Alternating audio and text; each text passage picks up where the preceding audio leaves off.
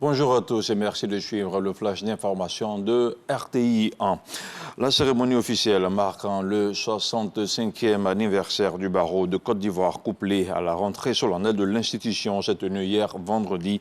Une rencontre présidée par le Premier ministre Robert Beuré-Mombé en présence de nombreuses personnalités de la République et de représentants d'institutions internationales. Au programme de cette cérémonie, célébration, témoignages et marques de reconnaissance pour honorer ceux qui ont marqué l'histoire de l'institution. Au nom de la bâtonnière de l'Ordre des avocats Florence Lohan-Messan, le barreau de Côte d'Ivoire a réaffirmé son engagement à préserver un héritage de justice et à se préparer aux défis futurs. L'opération Épervier 10 pour la sécurisation des fêtes de fin d'année a été lancée par le ministre de l'Intérieur et de la Sécurité. Le général Vagondo Diomandé était dans la capitale du Haut-Sassandra, à Daloa, pour donner le top départ de l'opération. Il s'agit pour les forces de défense et de sécurité de combattre la criminalité sous toutes ses formes, afin de faire de la Côte d'Ivoire un havre de paix à Daloa. Le compte-rendu de Soro Corona. Lutter contre la grande criminalité, la délinquance juvénile, le trafic des stupéfiants et la prolifération des gares anarchiques ainsi que la prévention des accidents de la circulation. Tels sont les objectifs de l'opération Épervier visant à sécuriser les fêtes de fin d'année. La 10e édition de l'opération qui met à contribution les différentes forces de défense et de sécurité est lancée dans la commune de Daloa par le ministre de l'Intérieur et de la Sécurité, le général Vagondo Diomandé, accompagné par le président du conseil régional du Haut-Sassandra.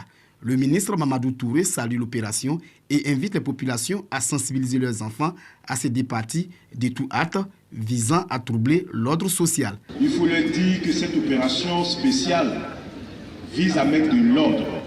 Ça a été fait à Yamoussoukro, ça a été fait à Abidjan, c'est le tour de Daloa.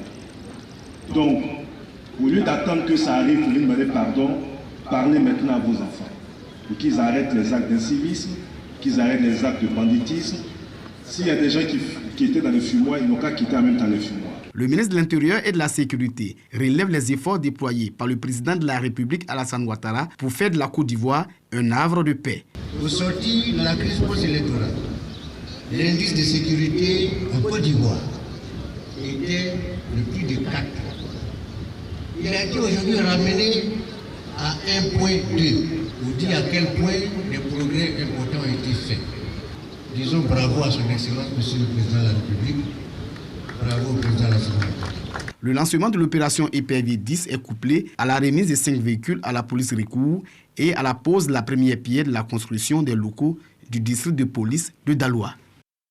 Une rencontre de haut niveau avec l'Agence internationale de l'énergie atomique s'est tenue à Abidjan. Elle vise la mise en place d'un programme électronucléaire en Côte d'Ivoire, même si pour l'heure cette réunion intègre la phase de sensibilisation. L'objectif de ce programme électronucléaire est de créer une source majeure de production d'électricité bas carbone, garantissant l'accès à une énergie abordable pour tous. Dans l'actualité hors de nos frontières au Sénégal, plusieurs partis politiques du parti, ou plus largement du camp de l'ex-président Macky Sall, ont annoncé leur soutien au PASTEF, le parti au pouvoir pour les élections législatives du dimanche 17 novembre prochain. Des ralliements qui suscitent la polémique dans les rangs de l'opposition, tout comme dans celui du parti au pouvoir, le PASTEF. D'après plusieurs analystes, ces revirements de dernière minute sont le signe de l'implosion du camp de l'ex-président Macky Sall. Une opposition affaiblie, sans leadership fort, qui ne parvient pas à garder ses ouailles. Et puis l'Assemblée générale, l'Assemblée nationale congolaise a approuvé sur proposition du gouvernement une nouvelle prorogation de l'état de siège dans les provinces de l'Ituri et du Nord Kivu. Il s'agit d'une mesure exceptionnelle instaurée depuis mai 2021, initialement pour éradiquer les groupes armés qui sévissent dans l'est du pays. Pour la 85e fois, le régime spécial a été reconduit, mais cette fois, l'Assemblée nationale a exprimé une vive indignation face à ce renouvellement sans avancée concrète.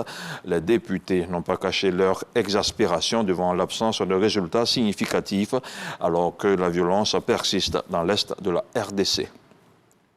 Hors du continent africain, en France, en partenariat avec l'Agence pour les réfugiés de l'ONU, la plateforme d'embauche Indeed et l'association Tente ont organisé un grand salon de l'emploi pour l'insertion professionnelle des réfugiés mardi dernier à Paris. Plus de 1500 personnes ont participé. L'objectif est de mettre en contact des entreprises et des réfugiés, mais aussi de leur fournir les outils nécessaires pour trouver un emploi. On se retrouve à 13h.